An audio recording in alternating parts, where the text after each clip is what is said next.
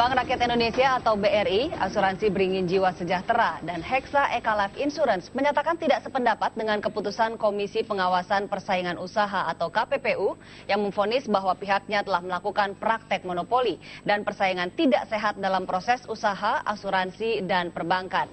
Dalam keterangan resminya, meski menghormati keputusan KPPU, Sekretaris Perusahaan BRI Budi Satria menegaskan bahwa pihaknya akan melakukan upaya hukum sesuai dengan ketentuan pasal 44 Undang-Undang Nomor 5 Tahun 1999 tentang praktek monopoli dan persaingan usaha tidak sehat. BRI akan menggunakan hak untuk menempuh proses hukum selanjutnya dengan mengajukan keberatan kepada pengadilan negeri. Sebelumnya KPPU memvonis BRI, Beringin Jiwa Sejahtera, dan Hexa melanggar pasal 15 ayat 2 dan pasal 19 Undang-Undang Nomor 5 Tahun 1990 tentang praktek monopoli dan persaingan usaha tidak sehat. Ketiganya dijatuhi hukuman denda. Komisi Pengawas Persaingan Usaha menyatakan PT Bank BRI Tbk, PT Asuransi Jiwa Beringin Sejahtera, dan PT Hexa Eka Life Insurance terbukti melakukan monopoli terkait kerjasama penjualan produk asuransi jiwa bagi debitur kredit pemilikan rumah. Ketiganya didenda dengan kisaran 13 sampai 25 miliar rupiah. Apa latar belakang dari putusan tersebut? Untuk membahas hal tersebut telah hadir di studio Kepala Biro Hukum dan Hubungan Masyarakat KPPU Muhammad Reza. Mas Reza, terima kasih sudah hadir di Zona Bisnis. Jadi apa latar belakang keputusan KPPU ini? Jadi yang pertama adalah bahwa KPPU melihat persaingan usaha di sektor jasa keuangan. Di sektor jasa keuangan ini sangat banyak nilai uang yang berputar di sana. Nah, kembali kepada masalah prinsip persaingan usahanya, bahwa harus ada kesempatan berusaha yang sama bagi setiap pelaku usaha. Dalam kasus ini kami melihat, satu, ada persaingan usaha yang tidak sehat, adanya ketidakpersaingan usaha yang sehat bagi perusahaan-perusahaan asuransi. Yang kedua, tidak ada kesempatan memilih bagi nasabah dari BRI untuk memilih perusahaan asuransi mana yang dia kehendaki. Ini kan khusus untuk nasabah KPR ya? Betul. Oke, ini persisnya apa sih yang dilakukan oleh BRI? Hanya menentukan beberapa perusahaan atau gimana? Dalam hal ini, bila misalnya nasabah ingin mengambil KPR di Bank BRI, maka bank akan mewajibkan nasabah untuk mengambil asuransi jiwa. Asuransi jiwa ini kemudian ditentukan oleh BRI hanya kepada Beringin Life dan Hexa.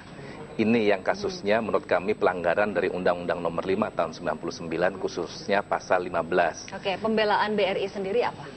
Pembelaan BRI mengatakan bahwa itu mereka melaksanakan peraturan perundang-undangan yang berlaku, aturan dari BI pada waktu itu, dan bahwa itu adalah praktik bisnis yang biasa, yang menurut kami tidak pada tempatnya. Tidak pada tempatnya maksudnya? Tidak pada tempatnya, pertama bahwa yang dilakukan tersebut melanggar pasal 15 Undang-Undang Nomor 5. Di dalam pasal 15 diatur bahwa pelaku usaha dilarang membuat perjanjian yang mensyaratkan bahwa pihak penerima barang atau jasa itu wajib mempergunakan yang dia sediakan yang lainnya. Itu prinsipnya berlaku secara per se ilegal. Artinya, ini katanya BRI sendiri mengacu kepada peraturan BI. Jadi ini ada dua peraturan yang bertentangan atau gimana? Karena itu adalah pembelaannya mereka. Kami mengatakan itu tidak benar. Mereka berlindung di balik peraturan yang sebenarnya mereka simpangi sendiri. Peraturan mensyaratkan minimal 3. Mereka hanya memakai 2. Kemudian berikutnya lagi adalah peraturan tersebut sebenarnya mengatakan bahwa nasabah bebas memilih. Sekurang-kurangnya ditawarkan 3. Ini ditawarkan kurang dari 3. Terlepas dari peraturan tersebut, prinsip persaingan mensyaratkan bahwa nasabah itu harusnya bebas memilih asuransi mana yang dia kehendaki. Implikasi dari putusan KPPU terhadap debitur BRI sendiri seperti apa? Bagi kami sebenarnya akan memperluas pasar BRI sendiri. Kenapa? Karena pada akhirnya nasabah-nasabah memiliki kebebasan untuk memilih perusahaan asuransi yang dikehendaki. Atau bahkan nasabah yang belum mengajukan kredit tapi sudah memiliki asuransi yang lain, menjadi lebih mudah untuk mendapatkan kredit di BRI. Jadi bagi kami sebenarnya malah membuka pasar dari BRI sendiri yang pada ujung akhirnya akan meningkatkan kapasitas BRI itu sendiri. Terus nasabah yang terlanjur tidak memiliki pilihan ini seperti apa? Apakah bisa membatalkan asuransinya lalu beralih atau gimana? Kalau menurut kami sebenarnya namanya perjanjian dan segala macamnya tentu bisa dilakukan negosiasi kembali. Bila mana tawarannya memang baik, silahkan teruskan. Bila mana memang dirasa ada hal-hal yang kurang menguntungkan nasabah, harusnya kedua pihak saling membuka diri melihat mana yang terbaik buat keduanya. Sehingga bagi kami sebenarnya bagaimanapun juga ujung dari persaingan itu adalah kesejahteraan dari konsumen. Oke, persiapan KPPU untuk menghadapi banding tadi kan sudah disebutkan bahwa BRI tidak sependapat dan akan banding. Ya. Persiapannya seperti apa? Kami dalam posisi ini KPPU selalu siap menghadapi segala macam upaya hukum yang diajukan oleh pelaku usaha. Tetapi kalau dari sisi kami sendiri tentu akan lebih mudah bagi persaingan usaha ini sendiri, bagi BRI ini sendiri ketika mereka melaksanakan putusan KPPU. Kenapa? Dengan adanya upaya hukum maka putusan ini posisi Bank BRI sendiri tidak segera selesai dalam kasus ini. Akan butuh waktu lebih dari 90 hari, bisa lebih dari 1 tahun, proses ini akan menggantung, yang tentunya akan bisa mengganggu kegiatan usaha dari BRI itu sendiri. Kami menyarankan BRI laksanakan saja putusan KPPU, karena KPPU sudah memiliki bukti yang cukup, bukti yang kuat adanya juga pelanggaran dari undang-undang ini. Kasus seperti ini kasus pertama atau sebelumnya sudah pernah ada? Bagi KPPU ini sebenarnya kasus yang ketiga. Pada tahun 2001, KPPU juga menangani kasus serupa di 2 bank pemerintah yang lainnya. Pada waktu itu kami mengharapkan 2 kasus yang terdahulu bisa menjadi Banknya contoh. apa yang pada tahun 2001? Pada tahun 2001 banknya adalah BNI dan Mandiri. Oh, bukan BRI. Okay. Bukan BRI. Nah, kemudian setelah 12 tahun, hampir 13 tahun, kami mengharapkan itu menjadi contoh bagi bank-bank yang lain, bahwa sudah ada kasus serupa yang sebaiknya tidak dilakukan, namun nyatanya dilakukan oleh BRI. Dari investigasi KPPU sendiri, apakah masih ada potensi bank lain melakukan hal serupa?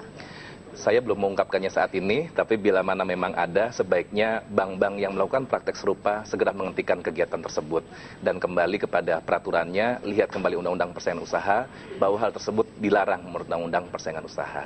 Ya, ketika pada tahun 2001 itu, apakah ada hukuman seperti apa yang diterapkan sehingga kok sepertinya tidak ada efek jerah sehingga ada kasus serupa muncul lagi? Pada waktu tahun 2001 adalah tahun tahun pertama implementasi Undang-Undang Nomor 5 Tahun 99 yang dilaksanakan mulai tahun 2000. Pada waktu itu kami lebih mendorong agar setiap pelaku usaha yang melanggar Undang-Undang Persaingan itu untuk kembali kepada prinsip-prinsip persaingan yang sehat. Sehingga pada waktu itu kami tidak menjatuhkan denda kepada pelaku usaha.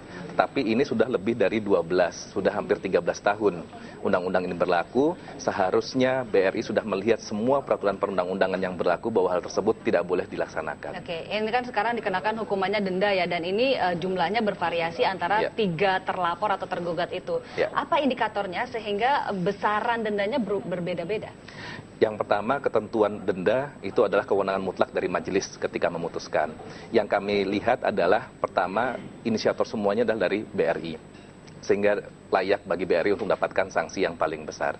Dari penghitungannya juga mendapatkan layak untuk mendapatkan sanksi yang maksimal. Jumlah denda yang lumayan besar ini menurut Anda akan menimbulkan efek jerah nggak? Harapan kami menimbulkan efek jerah karena itu adalah denda maksimal yang bisa dijatuhkan oleh Undang-Undang Persaingan Usaha. Sehingga dengan adanya denda ini bisa sebagai pengingat bagi bank-bank yang lain agar jangan melakukan perbuatan yang serupa. Apakah perlu koordinasi dengan BI misalnya terkait masalah peraturan? Karena kan tadi BRI berargumentasi juga mengikuti peraturan yang sudah dibuat oleh Bank Indonesia atau OJK misalnya?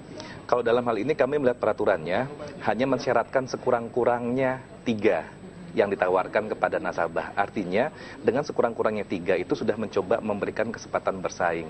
Dengan sekurang-kurangnya 3 berarti kan bisa 5, 10 dan seterusnya. Sehingga dari segi peraturan sebenarnya tidak terlalu bermasalah. Tapi kami sendiri pernah memberikan saran pertimbangan kepada BI, OJK juga bahwa sebaiknya syarat tersebut lebih diperluas lagi, lebih memberikan kesempatan bersaing bagi semua perusahaan asuransi yang ada bergerak di bidang jasa keuangan. Oke, baik Pak Muhammad Reza, terima kasih banyak atas kehadiran.